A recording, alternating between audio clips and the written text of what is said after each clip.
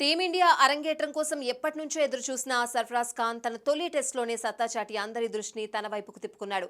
ఇంగ్లాండ్పై రాజ్కోట్లో జరిగిన మూడో టెస్టులో వచ్చిన అవకాశాన్ని రెండు చేతులా ఒడిసి పట్టుకున్నాడు.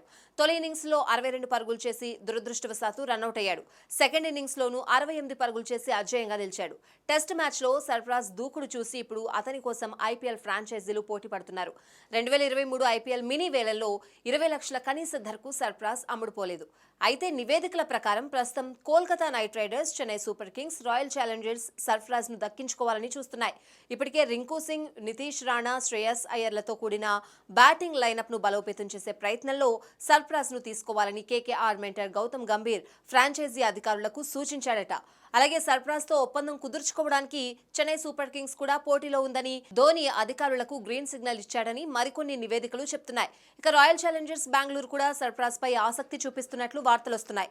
2015-18 మధ్యలో 3 ఐపీఎల్ సీజన్లు ఆర్సీబీ తరపున ఆడాడు సర్ఫరాజ్. అయితే డివిలియర్స్, క్రిస్ గేల్, విరాట్ కోహ్లీతో కూడిన జట్టులో ప్లేయింగ్ 11లో ఎక్కువ అవకాశాలు పొందడంలో విఫలమయ్యాడు. అయితే ఇప్పటి వరకు సర్ఫరాజ్ మొత్తం 50 ఐపీఎల్ మ్యాచ్లు ఆడాడు. అందులో ఒక హాఫ్ సెంచరీతో మొత్తం 585 పరుగులు చేశాడు. చివరిసారిగా 2023 సీజన్లో ఢిల్లీ క్యాపిటల్స్ తరపున, 2019-2021 మధ్య పంజాబ్ కింగ్స్ తరపున ఆడాడు.